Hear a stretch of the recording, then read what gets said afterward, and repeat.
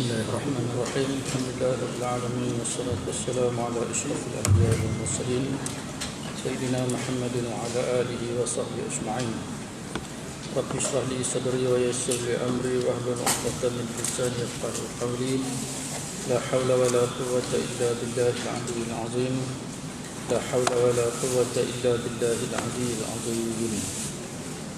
Perkara-perkara yang diharamkan bagi orang yang berhadas kecil. Tentu di dalam hadis-hadis Nabi Muhammad sallallahu alaihi wasallam ada dinyatakan mengenai perkara-perkara yang diharamkan dilakukan oleh orang yang berhadas kecil. Apa hadas kecil? Tak ada wuduk. Bila tak ada wuduk, ada benda yang haram diharamkan lakukan. Menurut huraian ulama seperti berikut. Pertama, semayang fardu dan yang sunat. Yang pertama, tak boleh semayang fardu dan sunat. Kalau tak ada wuduk, dia semayang juga hukum dia haram. Ataupun dekat-dekat nak sudah dah rakaat yang ketiga, dia kentut, malas sangat, gagah habis semayang, haram. Ataupun waktu dia rokok, bagi laki-laki masa dia kencing tu tak berapa lawas, dia rokok, dia berasa keluar, patut dia kena berhenti. Dia terus juga semayang dia haram.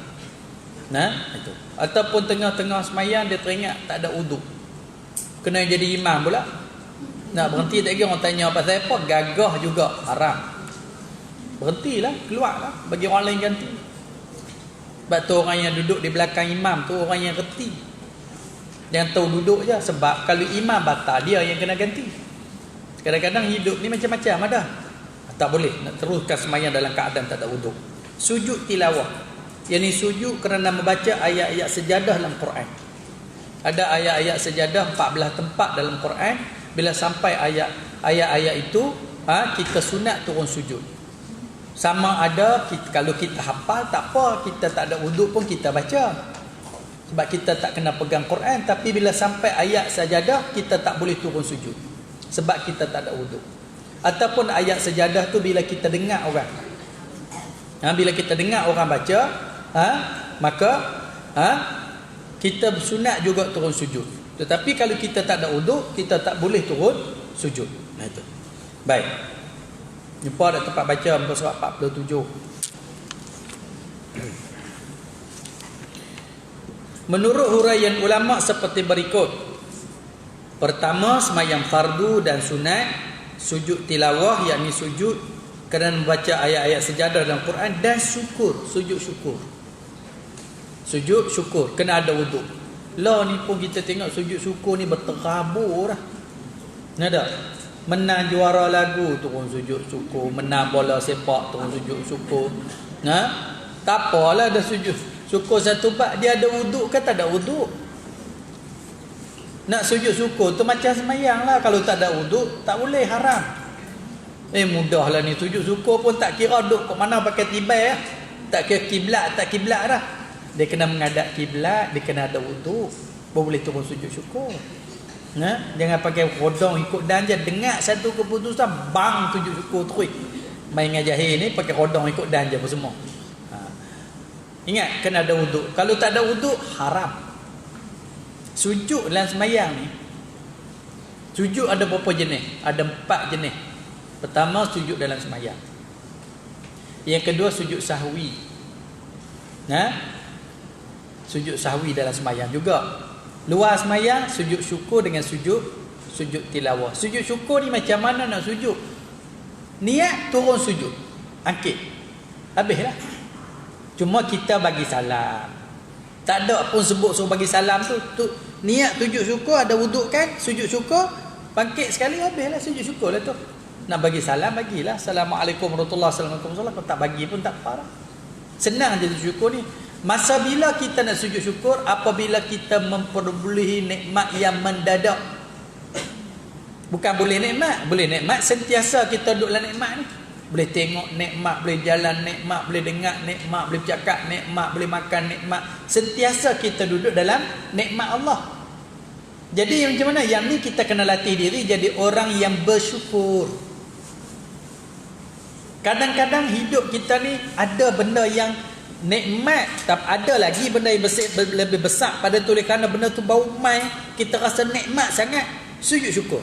Dapat anak, dapat cucu, cara di mahkamah lama dah pergi naik turun, selesai mahkamah menang kita pula, sujud syukurlah yang tu. Anak selamat daripada perjalanan jauh, macam-macam cerita. Ni turun sujud syukur. Kita ni kau keras malah nak sujud syukur, padahal kita sentiasa kena sujud syukur. Ada hal tertentu turun sujud syukur, cuma kita kena mengajilah, menghadap kiblat, kena ada wuduk. Nanti sampai bab sujud syukur. Ni dia nak cerita tak boleh sujud syukur kalau tak ada wuduk. Kedua, tawaf mengelilingi Baitillah yang fardu dan yang sunat. Tawaf kena ada wuduk. Sa'i tak apa, tak ada wuduk pun tak apa. Sunat je ada wuduk. Kalau kita tengah sa'i sampai dua kali, lepas tu batal wuduk terkentut, nak pergi ambil wuduk pula, payah nak kena keluar balik apa semua, kita teruskan tawaf kita tak apa. Tapi tawaf tak boleh, wuduk batal, kena teruskan wuduk. Kena ambil wuduk. Baik. Keempat, menyentuh kitab suci Al-Quranul Karim. Menyentuh kitab suci Al-Quranul Karim. Nak pegang Quran kena ada wuduk. Tak ada wuduk tak boleh pegang Quran.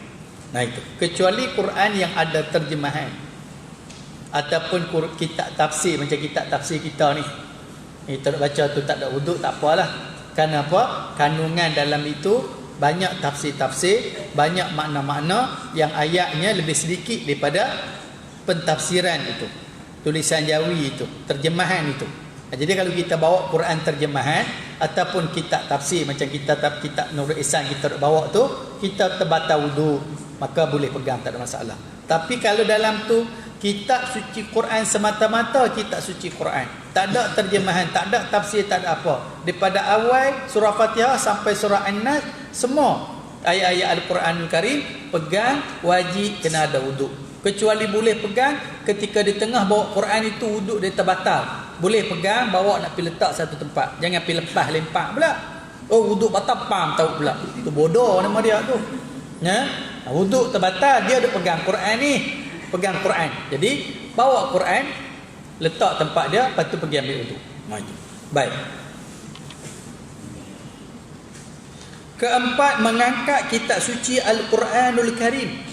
Keempat, mengangkat kitab suci Al-Quranul Karim. Angkat. Dia bukan pegang saja, nak bawa Quran, kena ada wuduk. Kecuali kalau dia bubuh Quran dalam beg, benda lain pun ada lagi. Quran pun ada dalam beg dia tu, ada macam-macam lah. Quran pun ada. Masa dia bawa tu bukan dia bawa Quran, dia bawa beg. Dia bawa beg yang dalam tu ada Quran.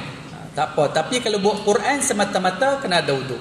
Kalau dia letak Quran dalam beg, waktu dia bawa, dia heret, dia angkat, dia pegang tu, dia pegang beg, dalam tu ada Quran. Kalau dia tak ada wuduk, boleh. Taklah sampai haram. Faham tak? Itu cerita dia. Baik. Sama jugalah dalam handphone ada Quran. Nah ni kan dalam handphone pun ada Quran apa semua. Bila kita bawa tu, kita kata bawa handphone, bukan bawa Quran kan, bawa handphone. Tak apalah. Tu kata tu dalam handphone tu ada Quran. Lepas tu kita bermasuk handphone dalam bilik ayat, boleh ke tak boleh? Dia bukan masuk Quran, masuk handphone.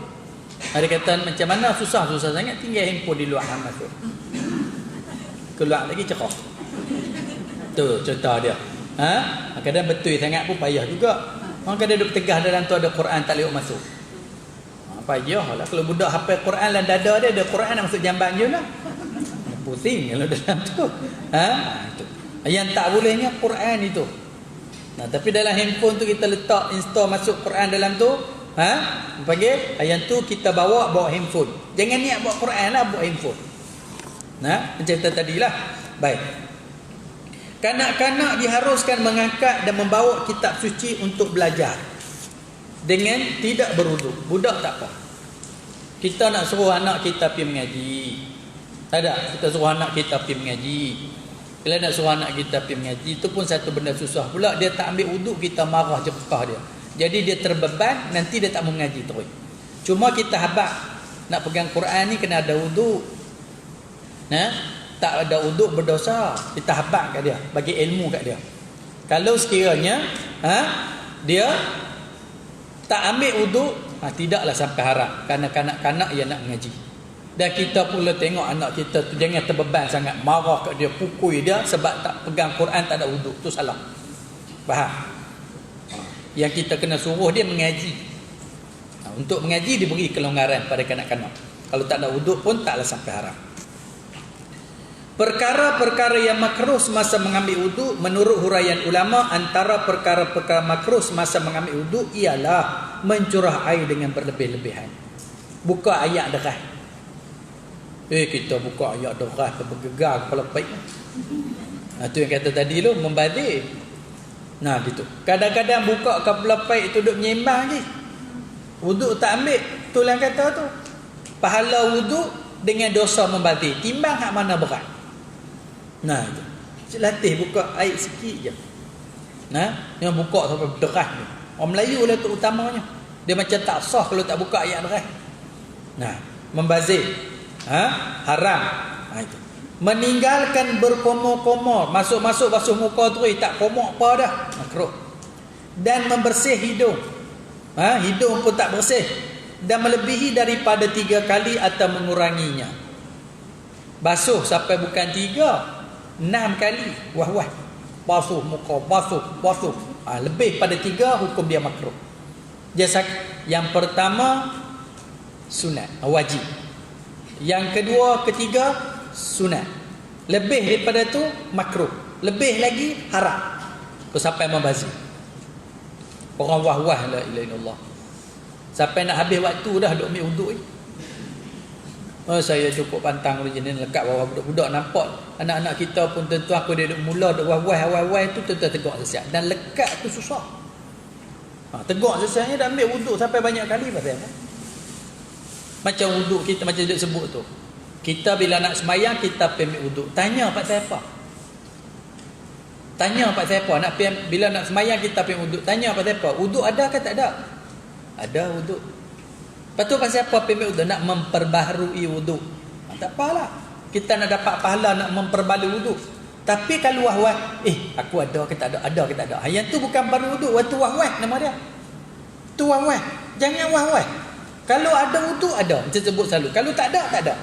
Ada tak ada ni wah-wah. Kebanyakannya yang pergi ambil wuduk ketika nak semayang tu dia wah-wah. Ada ataupun tak ada pun tak ada. Padahal dia tak perlu wah-wah pun. Tak perlu wah-wah pun. Dalam fiqh ni boleh pakai zon. Tauhid tak boleh. Tauhid kena yakin 100%. Fiqh boleh rasa zon. Seingat kita tak buat benda batalkan wuduk. Masa daripada kita semayang maghrib tadi nak semayang isya tak ada buat betul. Aku ambil wuduk, aku teringat aku tak buat perkara betul wuduk. Berat hati aku wuduk ada. Wuduk ada. Semayang lah, tak apa.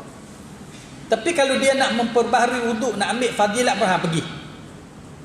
Sengah tu dia nak ambil wuduk pun malas. Tapi wah-wah ada ke tak ada? Wah-wah tu jangan. Al-waswisu minasyaitan. Wah-wah tu daripada syaitan. Min syarri waswasil khannas. Daripada kejahatan waswas khannas. Nama waswisu tu nama syaitan. Nada. Jangan wah-wah. Tak ada masalah kalau kita tak wah-wah. Cuma kan kita semayang. Macam maghrib tadi kita semayang. Isya saat gini. Nak ambil wuduk kan tak ambil wuduk? Tadi kita semayang ada wuduk lah. Nak ambil wuduk tak ambil wuduk? Baik. Okey, kita keputusan nak ambil wuduk. Pasal apa nak ambil wuduk? Pasal saya memang batal dah wuduk saya. Yang kedua, pasal apa nak ambil wuduk? Memang saya tahu ada wuduk lagi nak semayang apa boleh, tapi saya nak memperbarui wuduk, nak ambil fadilat. Dua tu saja. Jangan pasal apa wuduk? Ada ke tak ada tak tahu. Dia apa berasa malas nak ambil wuduk tu, tapi pi jugalah. Pasal apa? Wah-wah tu buang jauh-jauh. Faham tak? Wah-wah tu buang jauh-jauh. Jadi saya kata dah beberapa minggu lepas. Kan kita mari papa subuh tu, kita sebelum subuh tengah orang bangun awal masuk bilik ayat apa semua siap lah. Buang qada hajat semua ambil wuduk. Mayang subuh. Lepas ambil subuh baca Quran. Lepas tu makan. Buat siap makan pagi semua. Kita pun start kereta main mengaji. Main mengaji lepas tu rehat. Masa rehat tu ada wuduk tak ada wuduk lagi hak subuh tadi. Ada wuduk tak ada wuduk hak subuh tadi. Dua saja. Ada atau tak ada? Jangan tak tahu ada tak ada. Jangan. Ulang tu. Dua saja. Ada atau tak ada. Tak tahu ada tak ada. Tu wah-wah. Mana kena kepala hang semua tu. Jangan duk lekat panggil lagu tu. Ada ke tak ada? Nak cek macam mana? Seingat aku masa aku ambil wuduk tadi aku tak buat pun, bukan batalkan wuduk, tak ada pun. Kentut ni kentut dah tadi. Nak kentut pasal apa? Pi beli ayat apa semua dak, kencing apa pun dak, semua dak. Apa semua? Nak pegang kemaluan pegang pasal apa, tak ada kerja. Panggil. Pasal apa? Ada kan wuduk? Ada. Nah, nak menduha bangun buatlah. Kok kalau pun malas, ada wuduk tapi malas. Tu tak ada ubat lah. Malas tu tak ada ubat apa semua. Cuba dua ni saya sebut dah. Ada atau tak ada.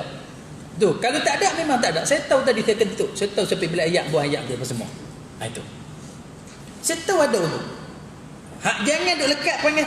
Ada ke tak ada? Tak tahu. Tak apa bimbit hak tu lah duk perangai dekat tu. Buang perangai tu. Kerana itu was-was nama dia. Was-was syaitan. Budak-budak ikut dengan saya tu bila pergi mana-mana. Bila saya berhenti biasa saya terus masuk dalam surah Maryam. Berderet Nabi beli ayat. Nabi apa? Nabi wuduk pasal apa? Pasal apa? Itu. Tadi saya kentut tak kentut tak apa. Bukan nak kentut tak kereta tadi. Ada. Itu. Lepas tu nak ambil pasal apa? Saya tak tahu ada tak ada. Wah. Wah. Lekat perangai tak berjenis tu. Semua. Macam muda-muda lagi dah wah dah apa semua. Ada ke tak ada? Ada ke tak ada apa semua. Dia dua aja. Ada atau tak ada. Tu ceritanya. Cuma kalau lama sangat kita nak membaharulah wuduk pada pukul 5 tadi wuduk. Rasa nak ambil baru. Tak apalah, sunat memperbarui wuduk. Dia ada 3. Ada, tak ada, memperbarui wuduk.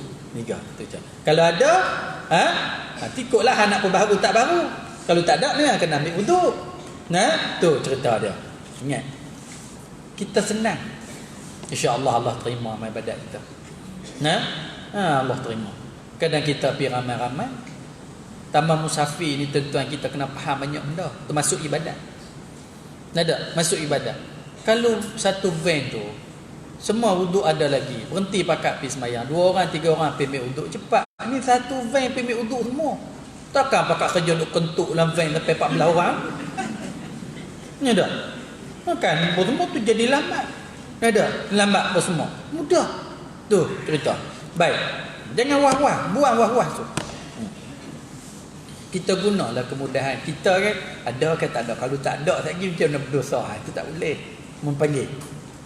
Seingat kita ambil wuduk. Tapi tak ingat pun perkara membatalkan wuduk kita buat. Ada wuduk. Seingat kita pembatal wuduk. Kita kentut tadi. Tapi tak ingat pun aku ambil wuduk. Ni tak ada. Faham ke tak? Itu cerita dia. Dah. Cara mengambil wuduk yang sempurna meliputi fardu dan yang sunat berdasarkan hadis yang ke-32 yang lalu dan juga hadis-hadis yang lain. Alim ulama menerangkan cara mengambil wuduk yang sempurna adalah seperti berikut.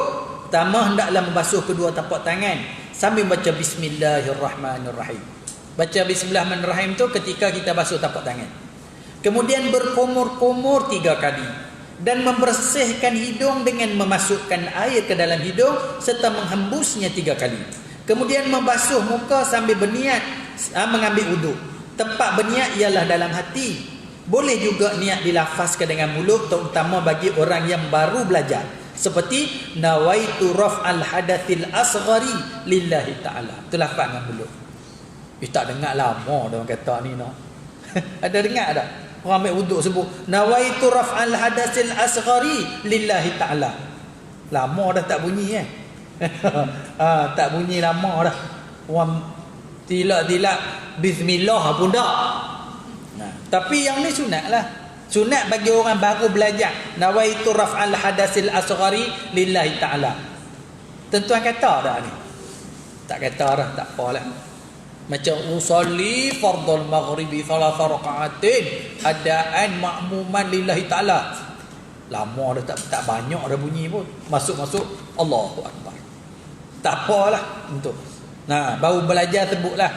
Itu. Tu cerita dia. Masuk tu. Cuma yang wajib tu kena jaga. Allahu Akbar tu kena bunyi. Bunyi sekira-kira telinga sendiri dengar. Kalau sini-sini tak ingat tak jadi. Mu tengok budak-budak lain mayang je nak. Masuk. Bahasa Allah pam kau tu kadang-kadang pam kau sekali semua. Masuk. Gitu. Bunyi pun tak. Tu imam pun sama tau.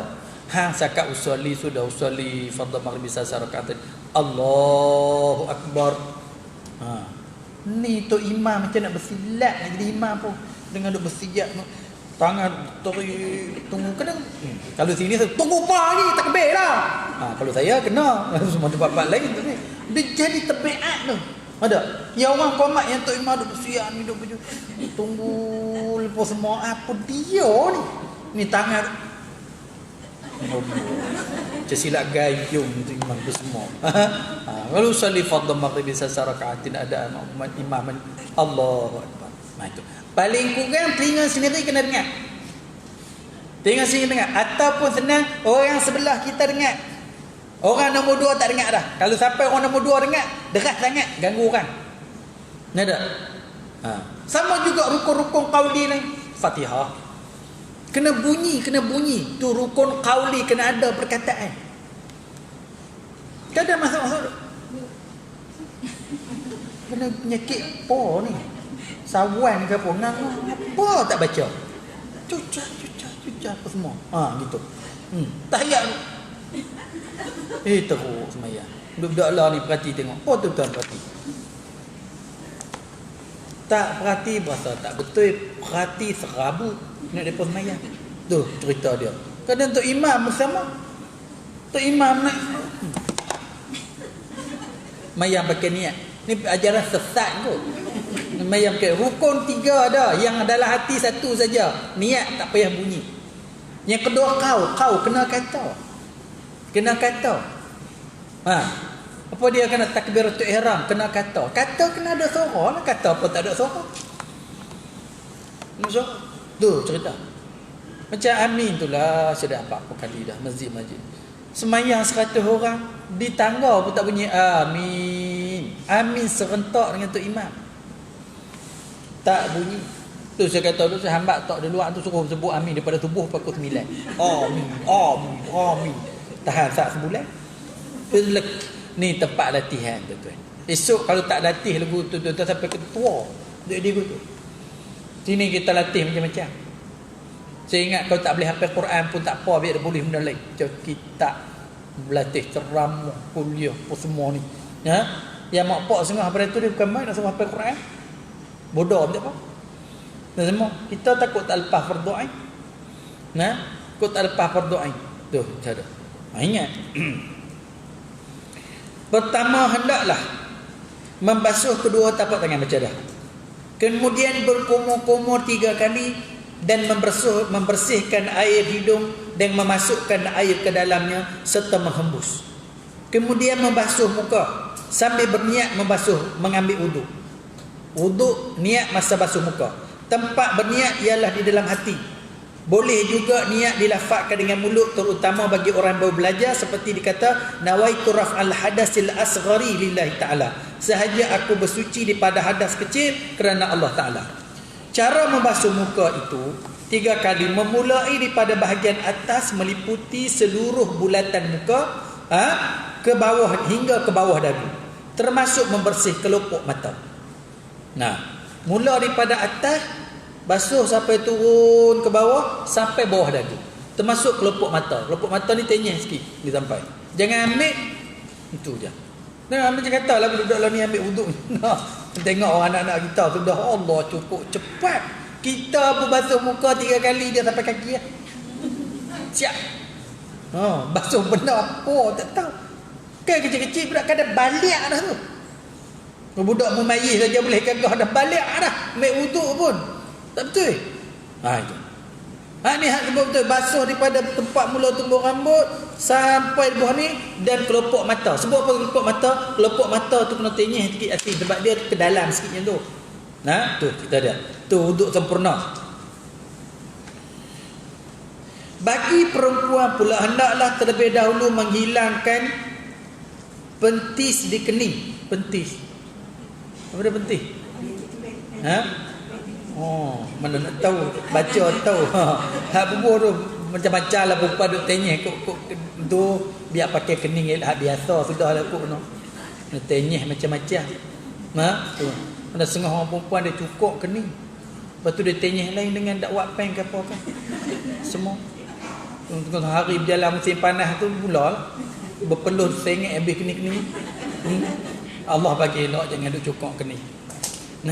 Itu. Kalau ada alat nak pakai satu perhiasan bagi perempuan tak apalah. Tapi kena buang sebab benda tu kalau jenis dakwat, kalau dia tak basuh dulu, dia satgi bila dia basuh, dia bercampur dengan air. Tak panggil air mutlak, dia jadi macam hitam tu. Boleh. Itu. Dan lipstick di bibir. Dia kena buang lipstick di bibir. Kalau pakai lipstick, tu tahulah. Itu. Dan lain-lain yang boleh mengubah warna. Macam bedak dia pakai tebal bedak dia buang dulu bedak. Nanti kalau dia basuh sekali, air bedak tu nampak putih bercampur dengan air wuduk. Tak sempurna. Elok basuh dulu. Basuh dulu, satgi bila kita ambil tu, air kita tu air mutlak kena pada muka saja. Tak bercampur dengan gincu, tak bercampur dengan bedak, tak bercampur dengan dakwat hak di kening tu. Tak bercampur. Tu orang perempuan. Tu saya kata tu banyak benda ada nak kena. Dia pula lepas ambil wuduk pula dia pergi kat cermin pula nak tenyih balik benda hak tadi ni. Hak tanggai tadi. Satgi nak pergi wuduk pula. Satgi nak tenyih balik, jadi panjang cerita. Kalau ada wuduk pakailah wuduk tu. Ada tu cerita dia. Kemudian menyapu sedikit daripada kepala lebih afdal seluruh kepala 3 kali. Sapu sikit boleh dah, yang eloknya seluruh kepala. Celup tangan, sapu daripada atas, satu turun ke bawah, lepas tu naik balik. Celup lagi, sapu daripada atas turun ke bawah, naik balik. Itu hak sunat. Hak wajib sapu sikit je, 2 helai 3 helai rambut kena. 3 helai rambut kena cukup dah. Di umur-umur. Sapu je bukan basuh. Itu. Kemudian menyapu sedikit daripada kepala lebih afdal seluruh kepala 3 kali. Kemudian menyapu kedua telinga. Kemudian menyapu kedua telinga. Luar dan dalamnya 3 kali. Luar dan dalamnya 3 kali. Bukan ambil air sapu macam tu. Tak. Celup tangan kita ni, ibu jari ni tenyih kot luar. Masuk keluar jalan sekali. Telunjuk ni tolak kot dalam. Tolak kot dalam. Tangan kena pegang macam tu. Ni nampak kedak ni. Tangan. Ibu jari ni tenyih belakang, telunjuk tenyih dah dalam. Gitu. Make tenyih ni. Tubuh betul. Ni dak. Itulah kau buat selalu. Boleh buat. Bagi semua kena 3 kali. Tu hak sempurna. Selepas itu menyapu tengkok dan leher 3 kali. Ada juga sunat menyapu tengkok dan leher 3 kali. Itu sunat. Sapu tengkok dan leher. Kemudian membasuh kaki kanan daripada hujung jari meliputi buku lali dan bahagian atasnya 3 kali. Kemudian membasuh kaki kiri seperti itu juga, termasuk celah-celah jari kedua-dua kaki. Basuh. Tengok menyelati, ambil jari kelingking ni, selati celah-celah kaki tu. Islam ni bersih. Kalau kita ambil wuduk dengan sempurna, selamatlah kita. Selamat, luar dalam kita bersih. Itu. Belah ni dah ajak basuh tangan, kerak basuh muka, kerak jaga kebersihan diri. Islam ajak lama. Islam ajak lama. Doa selepas mengambil wuduk. Disunatkan membaca doa selepas mengambil wuduk seperti diajar oleh Rasulullah sallallahu alaihi wasallam dalam hadis yang berikut. Anna Umar bin Khattab radhiyallahu anhu qala Rasulullah sallallahu alaihi wasallam, ma minkum min ahadin yatawadda fayusbighu wudu'a summa yaqulu asyhadu an la ilaha illallah wahdahu la syarikalah wa asyhadu anna Muhammadan abduhu wa rasuluh. Allah abduhu wa rasuluh illa futihat lahu abwabal jannah samaniyatu yadkhulu min ayyuhal sya'a. Daripada Ibnu Umar radhiyallahu anhu, katanya Rasulullah sallallahu alaihi wasallam bersabda, mana-mana orang antara kamu mengambil wudu lalu ia mesempurnakan wudunya itu, kemudian ia mengucap dengan berkata, asyhadu alla ilaha illallah wahdahu la syarikalah wa asyhadu anna muhammadan abduhu wa rasuluh. Itu doa wudu. Ambil wuduk dengan sempurna, lepas tu baca asyhadu alla ilaha illallah wa asyhadu anna muhammadan abduhu wa rasuluh. Gitu. Yang tu saja. Melainkan dibuka baginya semua pintu-pintu syurga yang 8 untuk dia masuk daripada pintu mana yang ia sukai. Allah buka ke 8 pintu syurga. Selepas dia ambil wuduk, dia baca asyhadu alla ilaha illallah wa asyhadu anna wahdahu la syarikalah wa asyhadu anna muhammadan abduhu wa rasuluh. Allah buka pintu syurga. Hak ni pun Khalid tak baca. Esok menyesal. Punya senang nak buka pintu syurga, baca yang tu je. Tak buka, pintu tu. Pasal apa? Malas nak baca Khalid. Habis ambil wuduk je, tak kira lah nak angkat tangan, tak angkat tangan, elok hadap ke kiblat. Hadap ke kiblat, baca asyhadu alla ilaha illallah wahdahu la syarikalah wa asyhadu anna muhammadan abduhu wa rasuluh. Allah buka ke 8 pintu syurga lepas ambil wuduk. Hadis sahih riwayat Muslim. Berdasarkan hadis tersebut, ada juga hadis-hadis lain alim ulama menerangkan bahawa doa yang disunatkan membaca selepas mengambil wuduk adalah seperti berikut. Ulama susun bagi mudah. Baca macam ni, kata dia. Asyhadu an la ilaha illallah wahdahu la syarikalah wa asyhadu anna muhammadan abduhu wa rasuluh. Tu dalam hadis tadi. Sambung lagi. Allahumma ja'alni minat tawwabin waj'alni minal mutatahhirin waj'alni min ibadika salihin.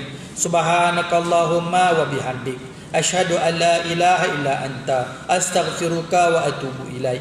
Wa sallallahu ala sayyidina Muhammadin wa ala alihi wa sahbihi wasallam. Boleh? Boleh ingat dah. Cuma lupa. Lepas ambil wuduk lupa nak kata. Syaitan bagi lupa. Takut boleh masuk syurga. Syaitan takut orang masuk syurga. Lupa. Bukan lupa ayat ni, lupa nak kata. Banyak kali dah kita lupa. Selalu penyakit kita. Kita ingat ada saya selalu pesan. Rumah kita takkan kena apa-apa dalam rumah kita. Jiwa pun tak apa-apa, harta benda pun tak apa-apa, susah mana pun. Dengan syarat masuk dalam rumah, buka pintu tiap kali masuk, baca qul huwallah 3 kali. Buka pintu sambil-sambil masuk, qul huwallah 3 kali. Nah. Ingat dah baca qul huwallah? Ingat. Lupa tak masuk rumah nak baca ni? Lupa. Buat tak lupa? Lupa masuk. Buka-buka tengok kucing duk tunggu tan pintu. Allah sayang duk nganga tan tu. Kalau Allah tak baca dia kira kucing dia. Masuk tengok ada tak itu. Masuk tengok anak berceramuk dengan apa pakai dapak apa terabur beg-beg pentai-pentai apa semua, ya Allah bertuahnya. Ni tapa punya kerja apa semua habis ku Allah pergi mana. Nada Allah pergi. Penyakit kita macam mana? Lupa. Tu penyakit kita lupa. Harap-harap doa tadi itulah. Harap-harap doa tu. Lekatlah. Tak lupa. Baca. Ni pun lagu tu lah. Allah buka pintu syurga ke 8 lepas ambil wuduk. Baca tu je. Asyhadu an la ilaha illallah wahdahu la syarikalah wa asyhadu anna muhammadan abduhu wa rasuluh. Sekat tu cukup. Cukup dah zakat tu pun. Pintu syurga buka dah kata Nabi untuk kamu ke 8. Tambah lagi. Allahumma ja'alni minat tawwabi wa ja'alni minal mutatahhirin wa ja'alni min ibadika salihin. Subhanakallahumma wa bihamdik asyhadu an la ilaha illa anta astaghfiruka wa atubu ilaik. Sallallahu ala sayyidina Muhammadin wa ala alihi wasallam. Makna dia apa? Aku naik saksi bahawa tiada Tuhan yang berhak disembah melainkan Allah yang Maha Esa, tiada sekutu baginya.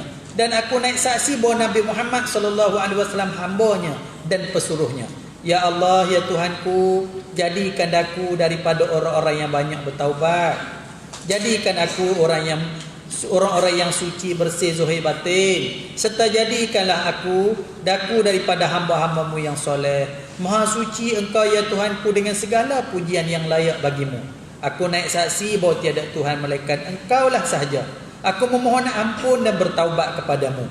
Semoga Allah melimpah rahmat dan kesejahteraan kepada junjungan kami Nabi Muhammad dan keluarganya serta sahabat-sahabatnya. Tu doa mi uduk, sempurnalah mi uduk daripada sunat-sunat dia, rukun-rukun dia, dan doa-doa dia. Tu saya kata tentang fiqh ni kita buat lama dah. Tapi kita kena mengaji selalu, kita suka lupa. Ni ingat balik oh ada doa. Memang ada doa pun. Kita pun tahu kita lupa nak kata. Kalau kita mengaji kita ingat baliklah. Ingat balik. Jangan duduk tinggal mengaji. Tinggal mengaji lupa. Lupa segala-galanya lupa. Ilmu ni tahu kita tinggal dia sehari dia tinggal kita 10 hari. Kita tinggal dia 10 hari dia tinggal kita 100 hari. Kita tinggal dia sebulan dia tinggal kita 10 bulan. Ilmu dia lihat bos semua. Ni cerita dia. Jangan duduk tinggal-tinggal. Perihal mandi wajib. Masuk pula ke depan perihal mandi wajib. Wallahu a'lam. Bismillahirrahmanirrahim. Allahumma shalli ala sayyidina Muhammad wa ala ali Muhammad. Allahumma inna nas'aluka uluman nafi'a wa arzaqan wasi'a wa amalan salihah wa sa'adatan darain husnul khawatim wa anta khairu raziqin.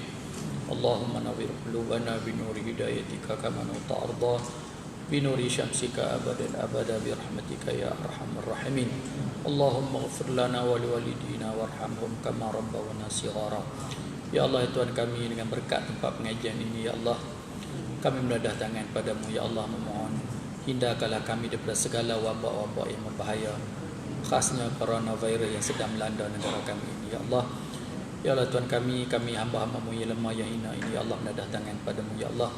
Kau angkatkanlah wabak ini ya Allah, yang amat menyulitkan kami dan menyusah, memberatkan kami dengan ujian ini ya Allah. Ya Allah, kami menadah tangan padamu ya Allah pada hari yang mulia ini ya Allah. Kau selamatkanlah kami daripada wabak ini ya Allah. Selamatkanlah anak-anak kami daripada wabak ini ya Allah. Selamatkan ibu bapa kami daripada wabak ini ya Allah. Selamatkanlah kaum keluarga kami daripada wabak ini ya Allah.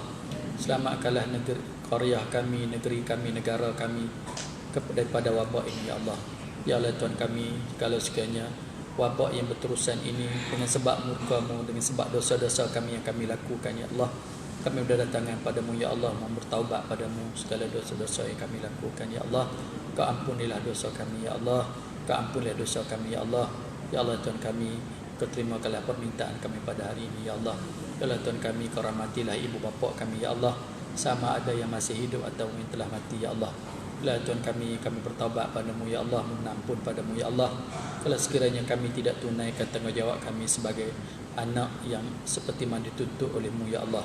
Ya Allah Tuhan kami, kesejahterakanlah ibu bapa kami ya Allah. Kemurahkan rezeki pada mereka ya Allah. Kurniakanlah kesihatan yang baik pada mereka ya Allah.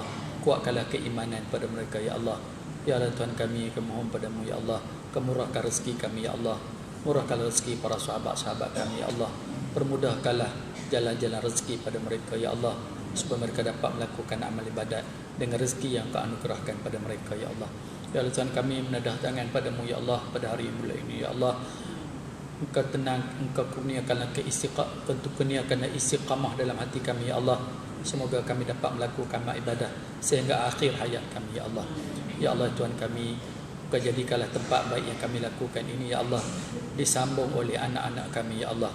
Ya Allah, berilah petunjuk dan hidayah pada anak-anak kami ya Allah. Selamatkanlah mereka ya Allah daripada godaan syaitan ya Allah. Selamatkanlah mereka daripada tipu daya ya Allah. Selamatkan mereka daripada kawan-kawan yang merosakkan mereka ya Allah. Ya Allah, kirimkanlah pada mereka ya Allah sahabat-sahabat yang baik ya Allah. Hantarlah pada mereka sahabat-sahabat yang bertakwa ya Allah. Hantarlah sahabat-sahabat yang berilmu pada mereka ya Allah. Semoga mereka menjadi petunjuk dan pembimbing kepada anak-anak kami ya Allah. Ya Allah, jadikanlah anak kami ya Allah bekalan kepada kami ya Allah, doa yang berterusan setelah kami kembali padamu ya Allah. Rabbana atina fid dunya hasanah wa fil akhirati hasanah wa qina azabannar. Wa sallallahu ala sayyidina Muhammad wa ala alihi wa sahbihi ajma'in. Alhamdulillahirabbil alamin.